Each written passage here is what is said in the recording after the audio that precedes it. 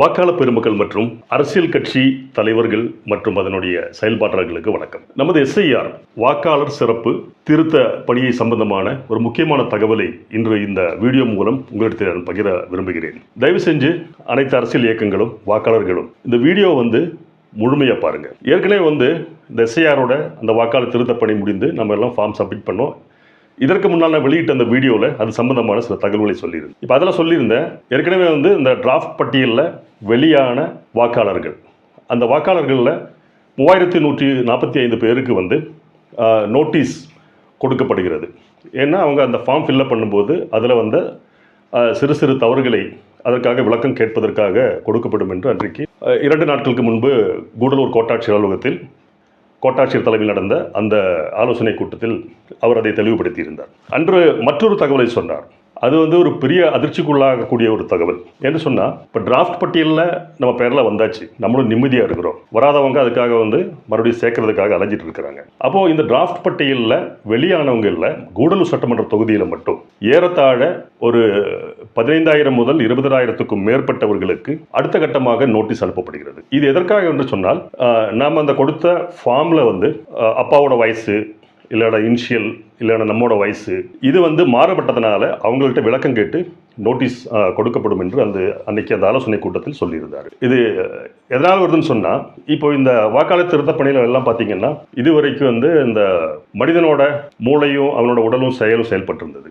இப்போ இதெல்லாம் பிஎல்ஓஸ் எல்லாம் வாங்கி இதை எலெக்ஷன் கமிஷனோட வெப்சைட்டில் கொடுத்த உடனே அதுக்கப்புறம் பார்த்தீங்கன்னா இது ஒரு ஆட்டோமேஷன் ப்ரோக்ராம் இல்லை, ஏஐயோட உதவி நினைக்கிறேன், அந்த மாதிரி தான் எனக்கு தெரிய முடிகிறது. இது கொடுத்த உடனே அதில் மிஸ்மேட்ச் வருது. மிஸ்மேட்ச்னா இப்போ நம்மோட இருக்கக்கூடிய அந்த வயசு 2022 கொடுத்த வயசு இல்லைன்னா பெயர், உதாரணத்துக்கு பொறுத்தவரை பேர் ராம் சொல்லி 2002 இருந்திருக்கும். அது பல திருத்தங்கள் செய்த பிறகு இப்போ கடைசியாக வரும்போது 2025 நம்ம அந்த தேர்தலில் வரும்போதெல்லாம் அந்த ராம்ங்கிறது ராம்குமாருங்கிறோம், ராமன் அந்த மாதிரி வந்திருக்கும். அப்போ இது இந்த ஆட்டோமேஷன், இந்த தானியங்கி செயலி மூலம் சரிபார்க்கப்படும் போது அது மிஸ்மேட்ச் வருது. அப்போது அவர்களுக்கு நோட்டீஸ் அனுப்பப்பட்டு அதற்கான ஆவணங்களை கொடுத்து விளக்கத்தை அளிக்கப்பதற்காக அடுத்த ஒரு இன்ஸ்பெக்ஷன் நடக்கப் போகுது. ஏற்கனவே தமிழ்நாட்டில் 97 லட்சத்துக்கும் அதிகமான வாக்காளர்கள் நீக்கப்பட்டிருக்கிறார்கள். இறந்தவர்கள், இடம்பெயர்ந்தவர்கள், முகவரி தெரியவில்லை என்று சொல்லி எல்லாம் கொடுக்கப்பட்டிருந்தது. இப்போது இந்த ப்ராசஸ் வரும்போது மேலும் பல லட்ச வாக்காளர்களுக்கு வாக்கை இழக்க நேரிடுமோ என்ற ஒரு அச்சம் உருவாகியுள்ளது. அதனால தான் சொல்கிறேன், ஒவ்வொரு வாக்காளரும் அரசியல் கட்சிகளும் குறிப்பாக ஒவ்வொரு வார்டு வாரியாக பூத்து வாரியாக செயல்படக்கூடிய பூத் லெவல் ஏஜென்ட்ஸ் பிஎல்ஏ இவங்கெல்லாம் இதில் ரொம்ப கவனமாக இருந்து இது என்னன்னு சொல்லி நம்ம பார்க்கணும். ஏன்னு பார்த்தீங்கன்னா, முதல்ல நம்ம இந்த வாக்கெல்லாம் சேர்க்கும்போது, உதாரணத்துக்கு 2002க்கு முன்னால் நமது அப்பாவோ அம்மாவோ எல்லாம் சேர்க்கும்போது அன்றைக்கி இந்த ஆதார் கார்டு போல் ஆவணங்கள் இல்லாத காரணத்தினால் ரேஷன் கார்டு அடிப்படையில் எல்லாத்தையும் சேர்த்துருந்தாங்க. அப்போ ரேஷன் கார்டில் அன்றைக்கி பார்த்தீங்கன்னா டேட் ஆஃப் பர்த் போட்டிருக்க மாட்டாங்க, வயது. இப்போ எனக்கெல்லாம் கூட பழைய காலத்தில் இருக்கிற அந்த black and white voter ID கையில் இருந்தது.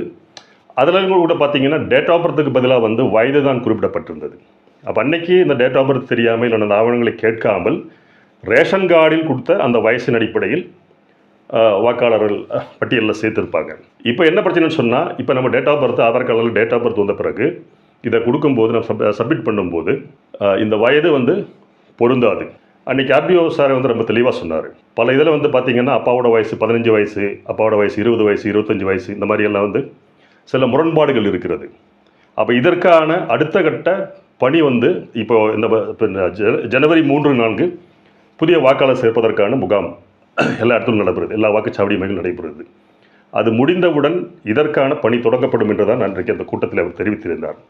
அப்போ அதற்காக நாம் ஆயத்தமாக வேண்டும் என்று சொன்னால் அன்றைக்கி இந்த நிலைமை நாம் சொல்லி புரிய வைக்க வேண்டும். அன்றைக்கு வாக்காளர் சேர்க்கும்போது நம்ம அப்பாவுக்கோ அம்மாவுக்கோ தாத்தாவுக்கோ மேபி நமக்கு கூட அன்றைக்கி டேட் ஆஃப் பர்த் அடிப்படையில் இல்லாமல் அந்த ரேஷன் கார்டிலேருந்து எடுத்து அந்த வயதின் அடிப்படையில் வாக்காளர் பட்டியல் சேர்க்கப்பட்டிருக்கலாம். இப்போது அது எப்படி சரி செய்ய போகிறாங்கன்னு தெரியல. யாருக்கும் போகாது, அது பிஎல்ஓ சொன்னாலே வந்து ஏற்றுக்கப்படும் அப்படியெல்லாம் சொல்லி அந்த தேர்தல் அதிகாரியான கோட்டாட்சியர் சொல்லி இருந்தாலும் இதெல்லாமே வந்து ஒரு மனித மூளையை தாண்டி ஒரு ஏஐயோட ஆட்டோமேஷன் ப்ரோக்ராமுக்கு போகும்போது இந்த அதிகாரிகளும் என்ன செய்வார்கள், இல்லை செய்ய முடியுமா என்பது பெரிய கேள்விக்குறியாக இருக்கிறது.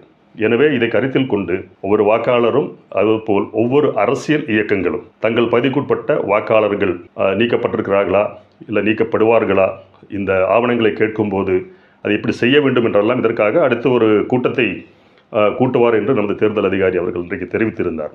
இருந்தாலும் அதற்கு முன்னதாகவே இதற்கு தயாராவதற்காக அனைத்து அரசியல் கட்சியினுடைய பிரதிநிதிகளும் அந்த கூட்டத்தில் கலந்து கொண்டு ஒரு தெளிவான பார்வையை உருவாக்க வேண்டும். இல்லை என்றால் மேலும் பல லட்ச வாக்காளர்களின் வாக்குகள் இழப்பதற்கான வாய்ப்பு உருவாகி விடுமோ என்ற ஒரு அச்சம் நமக்குள் ஏற்படுகிறது. அதே போல் வந்து அன்னைக்கு கடைசியாக சொல்லும்போது சொன்னாங்க, இந்த ஃபார்ம் 6 வாங்கிட்டு புதிய வாக்காளர்கள், இதுவரை ஓட்டு போடாத புதிய வாக்காளர்கள் ஃபார்ம் 6 வாங்கி கொடுக்கலாம். அதே போல் இந்த எஸ்ஐஆர் படி டிராஃப்ட் பட்டியலில் அதிலிருந்து நீக்கப்பட்டவர்கள் இடம் பெயர்ந்தது காரணமாகவோ இல்லை அந்த பிஎல்ஓஸை கண்டுபிடிக்க முடியாதனாலேயோ வேற ஊரில் இருந்தாலேயோ இருந்ததுனாலேயோ அவங்களும் சேர்க்கலாம்னு சொன்னாங்க. ஆனால் இது பல இடத்துல வந்து இதுக்கு வந்து முரண்பாடு இருந்தது. ஏன்னா இது மாதிரி ஷிஃப்ட்டு சொல்லி வந்த சில வாக்காளர்கள் அங்கே போகும்போது அந்த பிஎல்ஓஸுக்கு வந்து அந்த கரெக்டான தகவல் தெரியல. அவங்க இல்லை இது வந்து இப்படி புது வாக்காளர்கள் சேர்க்க சொல்லியிருக்கிறாங்க அந்த மாதிரி இருந்துச்சு. அப்போ இதையும் வந்து எல்லா பிஎல்ஓஸ்கிட்டையும் தெளிவுபடுத்த வேண்டும். இதெல்லாம் பொதுமக்கள்கிட்ட வந்து நிறைய கன்ஃபியூஷன் இப்போ உருவாகி இருக்கு. நேற்றெல்லாம் நடந்த அந்த கேம்பில் வந்து இப்படிலாம் நடந்திருக்கு. அப்போ அது அடுத்து வரக்கூடிய ஜனவரி 3-4 நடக்கக்கூடிய அந்த கேம்பில் இது போன்ற சிக்கல்கள் இல்லாமல் பிரச்சனைகள் இல்லாமல் தீர்ப்பதற்காக சம்பந்தப்பட்ட அதிகாரிகளும் அரசியல் கட்சிகளும் இதற்கு துணை நிற்க வேண்டும் என்று நான் கேட்டுக்கொள்கிறேன். இது ஒரு விழிப்புணர்வுக்காக சொல்கிறேன். அடுத்து வந்த அந்த கூட்டத்தில் தான் இதை எப்படி செய்ய போகிறார்கள் என்ற தெளிவான ஒரு விளக்கம் கிடைக்கும். அதனால் இதை பற்றி தெளிவு பெறுவதற்காக அடுத்த கோட்டாட்சி அலுவலகத்தில் நடக்கக்கூடிய அந்த கூட்டத்தில் பங்கேற்று நாம் தெளிவாக கேட்டு தெரிந்து இதற்கான வழிமுறையை வகுக்க வேண்டும் என்று இந்த தருணத்திலே நான் கேட்டுக்கொள்கிறேன். நன்றி, வணக்கம்.